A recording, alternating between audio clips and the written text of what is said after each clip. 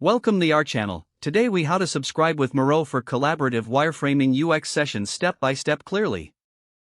Open your web browser and navigate to the Miro website. If you don't have an account, click on Sign Up in the top right corner. You will be prompted to enter your email address and create a password. Alternatively, you can sign up using your Google or Slack account for quicker access. Once your account is created, check your email for a confirmation link and click it to activate your account. Now, log into your Miro account using your credentials.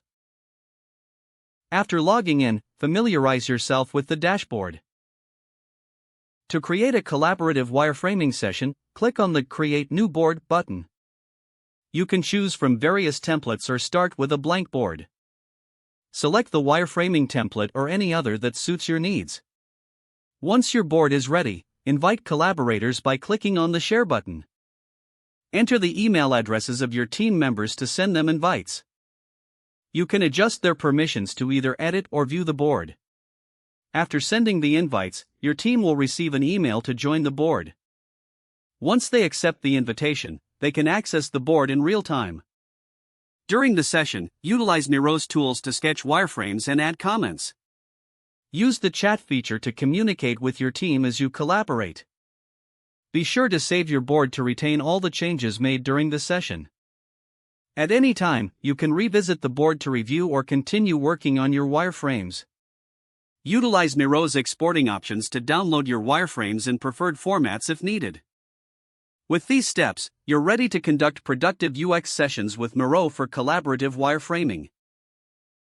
If the page does not load, refresh the browser or try again in a private or incognito window. Make sure you are using the correct email address, then retype it carefully to avoid small typos.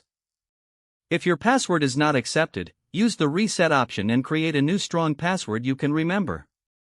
Check your spam folder for verification or security emails, then complete any requested confirmation steps. Enable two-factor authentication if available to improve account security and reduce unauthorized access risk. After signing in, review your profile details so your contact information and settings are accurate and current. If you see an error message, note it down and try again after restarting your device and internet connection. Don't forget to like this video and subscribe to our channel for more step-by-step tech guides.